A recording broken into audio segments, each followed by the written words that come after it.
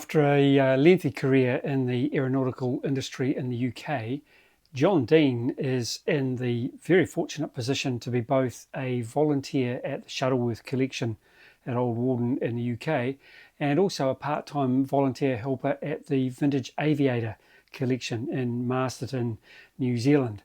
In Shuttleworth, John is part of the volunteer education team, and he often helps with school groups and so on when they come through the collection.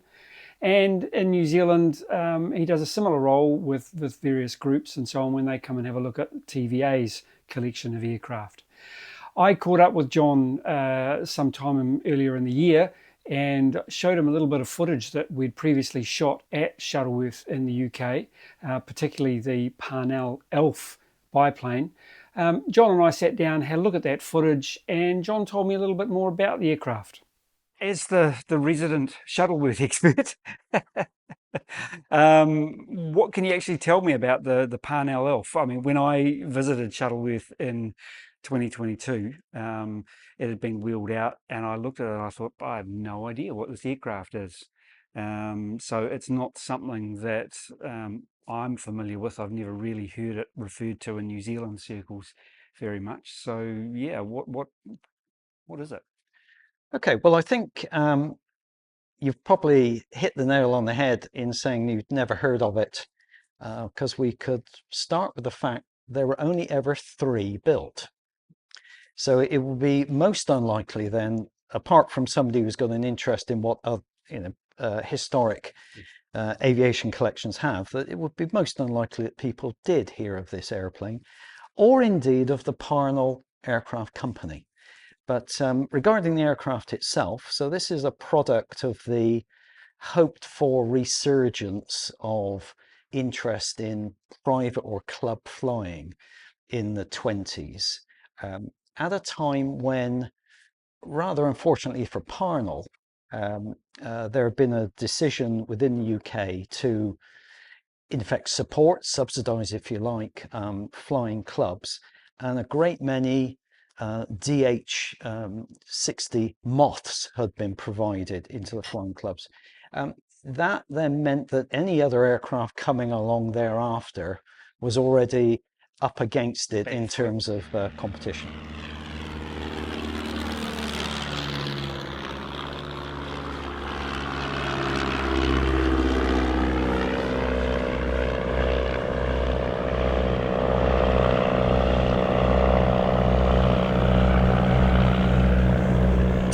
So the Parnall Elf was a product of the Parnall Aircraft Company, which had an existence before the late 1920s, because this aircraft actually came onto the market in 1929 as a design.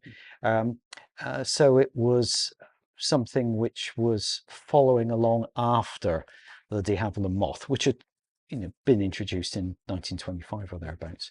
So it's meant to be a club aircraft, a tourer. It was never meant to be high performance.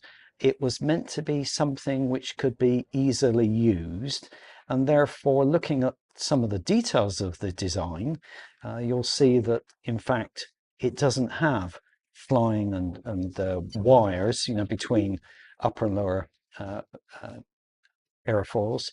It's got struts because they were there to actually make it easier for the wings to be folded. You could fold wings on other aircraft, but this actually made it easier with that strut design. So it was made therefore to be a easily used club aircraft, easily stored, fold the wings, putting away in the hangar, to have reasonable performance with its Cirrus engine, Cirrus Hermes engine, but nothing spectacular, just meant to be a comfortable tourer. The Parnall Aircraft Company had an interesting existence because it had its genesis from a furniture building company, furniture and shop fitting company in Bristol, where I'm from. So this is actually, talking about this aircraft is taking me down memory lane in many places. So the Parnall Company were doing shop fitting. they were doing woodworking, and then this was before the First World War, and therefore in the First World War they got into manufacture of aircraft of other people's designs, and they actually had a factory initially in Bristol. In fact, only a stone's throw from the secondary school that I went to, and it was only in reminding myself about some of the details of the company and the aircraft that was brought back to my attention. I must have walked past it hundreds of times.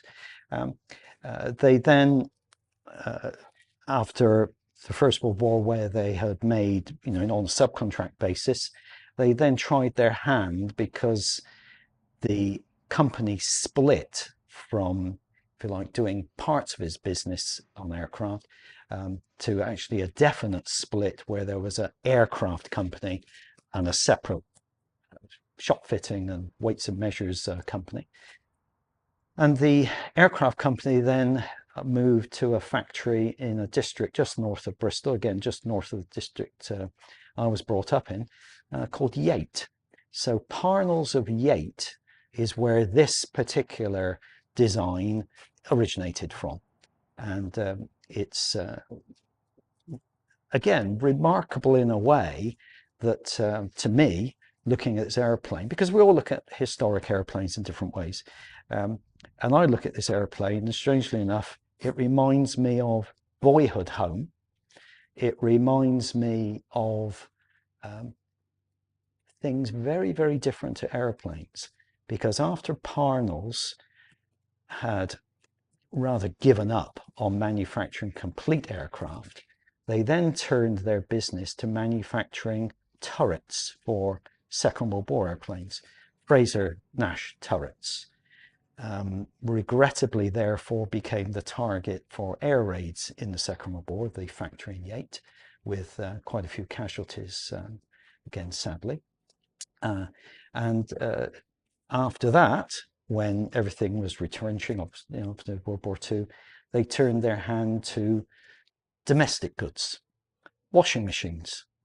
Therefore, people of my mother's generation, and indeed my grandmother's generation, in talking about Parnall, yes, they might have remembered it in the aircraft sense, but they would have remembered their washing machine.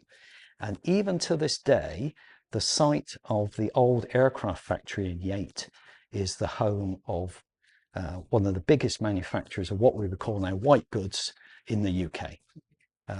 The aircraft factory and airfield long since covered with housing, and one wonders if the present day residents of, let me think, Lancaster Road, Whitley Way, Wellington Avenue realise the connection. So that's really today, but going back to the airplane, 3 of these aircraft were built, only ever 3. The first 2 of them actually were lost in accidents, because one of the features of the ELF was that it did not have a gravity-fed fuel tank. And the first 2 aircraft were lost because the fuel did not get through at the critical moment.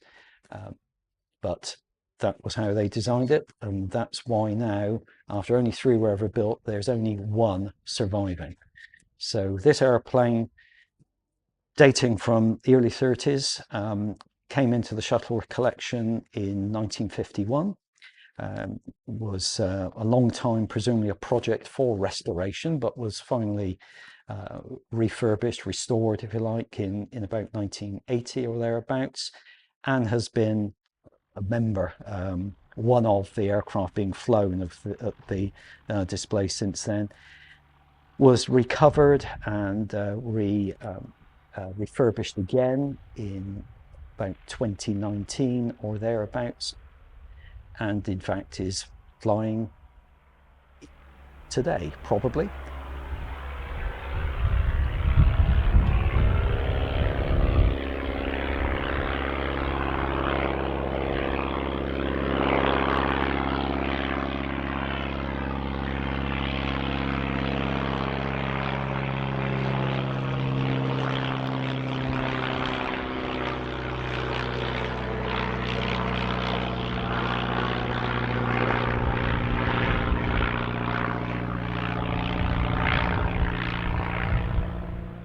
So, I mean, going back to the fact that there are only three of them, I mean, as you noted, I mean, the de Havilland competition had stolen the march on them.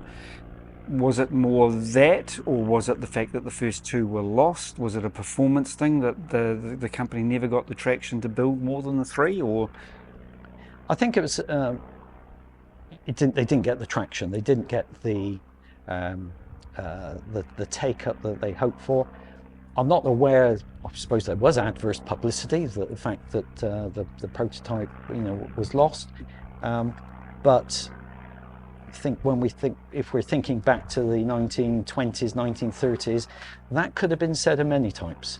I think the issue here was that the market had already been, if not saturated, it was being fed into, or had been fed into by designs of other types. This was fighting, shall we say, an uphill battle, and maybe didn't offer huge advantages compared to other airplanes which were available. It was designed with some different features. When people look at this aircraft flying, they'll see that the pilot flying from the rear cockpit is quite a way back on the fuselage. So they were designed for easy exit in an emergency situation. Now, there was lessons learned which had been adopted in it, but maybe they didn't offer a key advantage over aircraft already available of the type.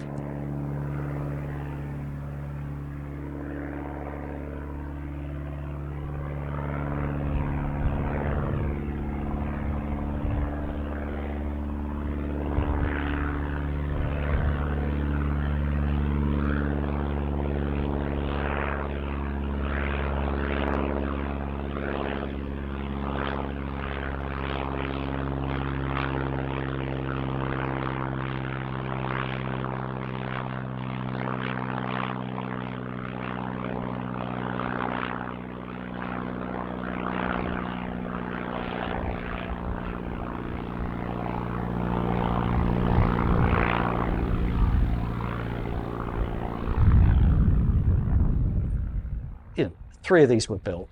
How many DH-60 moths? I guess we're in the, I don't know the figure exactly, thousands maybe, who knows.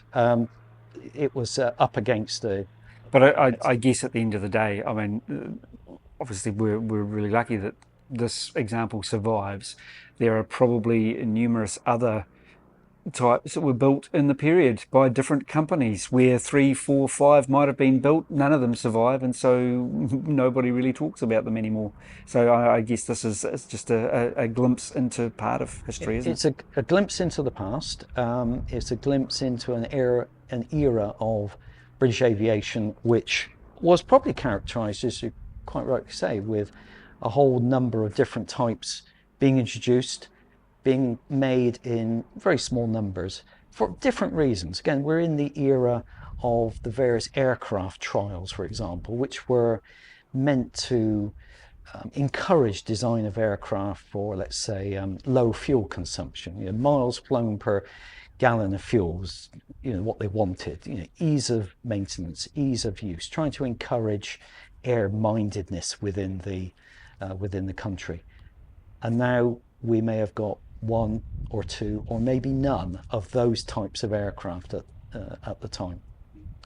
Oh, cool. Oh, thank you for that, John. Very, very interesting, to hear about the history of this unusual little aeroplane. So now I know. Thank you. My pleasure to tell you about it.